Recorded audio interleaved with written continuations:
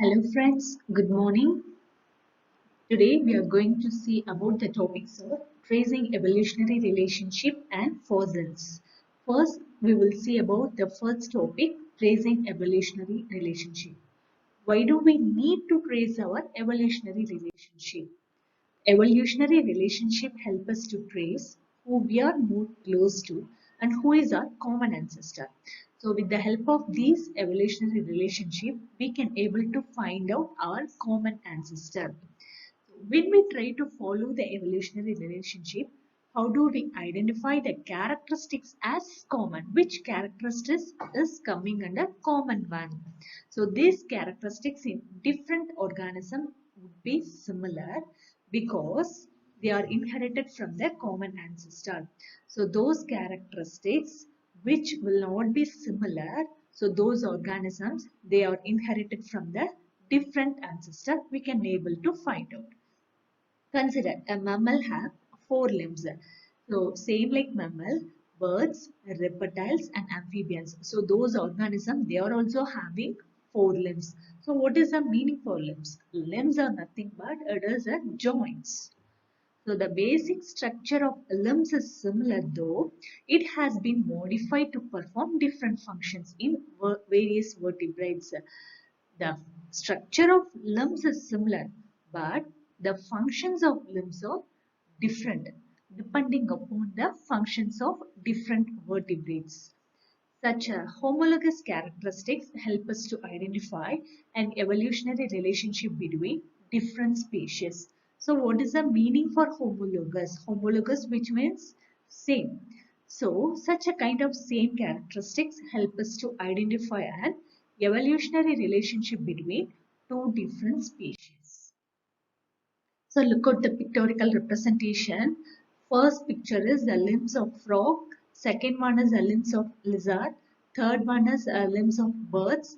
Fourth one is the limbs of humans. Even though the structure of these four organisms are similar, but the functions of these four are different. So depending upon the functions, we can able to categorize those organisms in different groups. However, all similarities simply in organ shape are not necessarily. So we should not able to take the shape of an organs and all. What do we think about the wings of birds and bats? Birds and bats both have wings, but squirrels and lizards, they do not have wings. So my question is here, are birds and bats are more closely related to each other than to squirrels and lizards? Obviously, no. Why? Let us look at the wings of birds and bats more closely.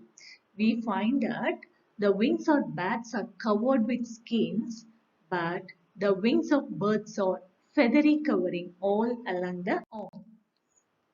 So look at the picture. First picture, it denotes the wings of bat. Second picture, it denotes the wings of bird. The designs of two wings, their structure and the components are very different. They look similar because they have a common use for flying purpose, but their origins are not common. This makes them analogous characteristics rather than homologous characteristics. Analogous, which means similar. Homologous, which means same. Even though while looking both the wings are similar, but the origins are entirely different. So this characteristics make those two organisms wings or analogous characteristics rather than homologous characteristics. Okay children, let me move on to the second topic, that is nothing but fossils. So we use living species mostly to trace their evolutionary relationship. What about the non-living organisms?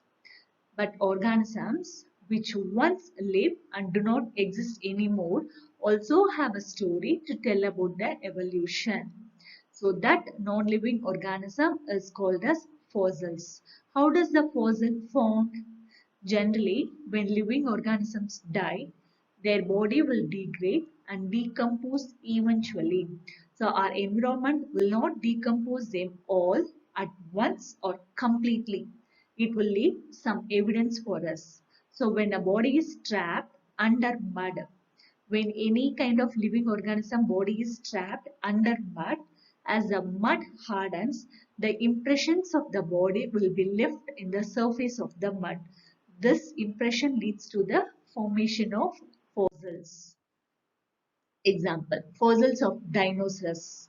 It is a prominent example. We could estimate the age of fossils in two ways. The first method is we assume that the fossil which is present at the top layers that are more recently formed one, while fossils which is present at the deeper layer, it is already formed one, which is older fossils. The second method is the ratios of different isotopes of the same element in the fossils are estimated. What is the meaning for isotopes? Isotope, which means two or more forms of same element which contain equal number of protons but different number of neutrons in the nuclei, that is called as isotopes. So here we need to calculate the ratio of different isotopes of the same element so that we can able to find out the age of the fossil. This is the second method. So here I have given certain pictorial representation of fossil. The first picture is a plant leaf. Second is it is a lizard. Third one is also a fossil fuel. So these are the pictorial representation of fossil formed on the surface of the rocks and stones. Okay, children, I hope you all understood about these two topics very well. If you have any queries, you can call me. Thank you.